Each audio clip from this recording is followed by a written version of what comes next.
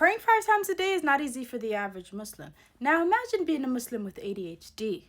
We start our prayers with good intentions, and suddenly we're thinking about if the stove is turned off. What are we having for dinner? Did I feed the cat?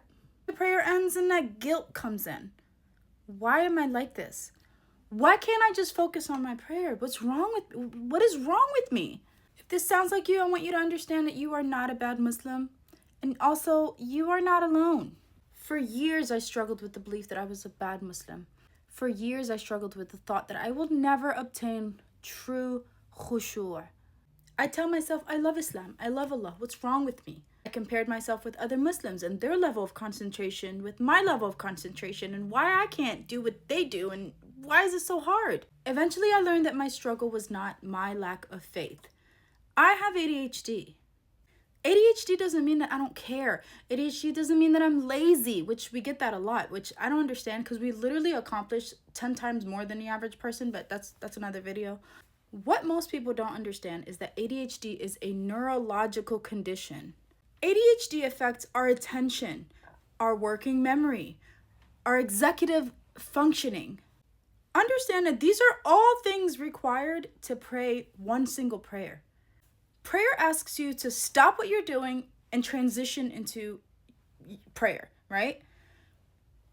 If you have ADHD, you know that if we just get an email, okay, for some strange reason, an email that could take us 5-10 seconds to respond to, we ignore it completely. Why are we like that?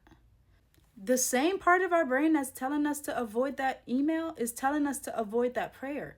We're like, is it fear? What is that? Why can't I get myself to do the smallest task? Prayer also requires you to remember which rak'ah you're on. This is my struggle.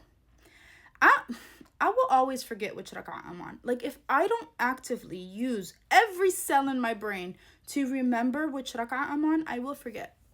And I know that sounds crazy, but that's what it is. I promise you, I don't know why it's like that, but it is. Because my brain is literally on 100, like constantly, uncontrollably. Prayer asks you to not get distracted, to stay present. This is what we struggle with, staying present. Our brain, our bodies are present. We're there. We're actions, sujood, ruku', we're there 100%. But our brain.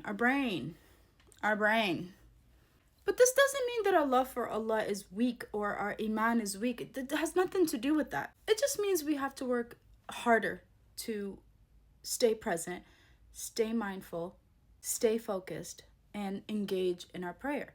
The reason I wrote my book, now remind you, when I wrote my book, The Distracted Believer, I felt like a hypocrite because I'm literally like, why am I writing this? Who am I writing this for? Because I'm not doing these things. And why? I literally felt like it was a constant struggle between I should write this and help others like me, and I'm being a hypocrite because this is hard even for me.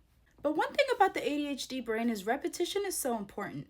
So engaging in the things that I wrote over and over again, just to correct them and to create this beautiful book for you guys, it helped so much, and I created such a good system for myself, and it's all included in the book. I explained how ADHD affects our attention, memory, executive function, and a system to help with all of these challenges, because that's what's important. You can know that you have ADHD. You can know that like this is what's wrong with you, but what are you doing to fix it? What are you doing to help yourself? Now, this book specifically is about prayer. Now, the ADHD brain needs a book for just about anything that we need to actually focus on. Although somehow we can pick something and hyper focus on it for hours and go deep down a rabbit hole and spend 5, 6, 7 hours just over analyzing this one thing and just completely indulge in one task, and it could be so unnecessary. Like the other day I was down a rabbit hole about how dinosaurs never existed, but like that was interesting to me, so like I was just so upset, like, yeah, like dinosaurs, like why aren't they in the Quran? Like dinosaurs, you're right, like they lied to us about the moon landing. Like why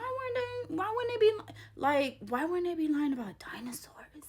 The issue with being a Muslim with ADHD when it comes to prayer is that the guilt that comes from it. It's debilitating. A lot of us will not even attempt to pray because of the constant thoughts in our head telling us that Allah's already disappointed in us. We're never going to be able to pray 5 times a day. What's the point? But here's the thing. Shame doesn't bring you closer to Allah. It literally pushes him away further. But here's a thought that I need you to remember. Allah doesn't only see your focus and attention. He sees your return. Because here's the thing. Allah knows how he created you. He knows your brain. He knows how he knows you're an overthinker, and he knows the constant thoughts that are coming in and out of your brain. He knows everything. He's aware. However, what's important to him is that you're returning every time. You're returning. Today you prayed 2 prayers. Tomorrow you prayed 3. The next day you prayed 5. You're constantly returning.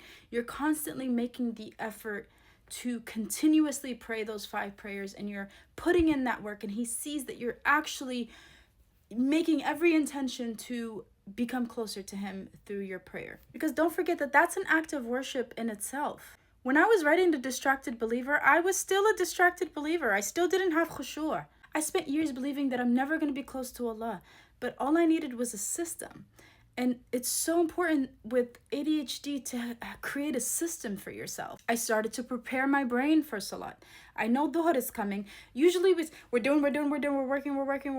Let me hurry up and go pray. No, like I literally have an alarm for 10 minutes before salat to mentally prepare myself that I'm going to pray, that I'm going to be required to focus and give my all to that prayer. It's important to create a prayer space. We're already distracted by so many things.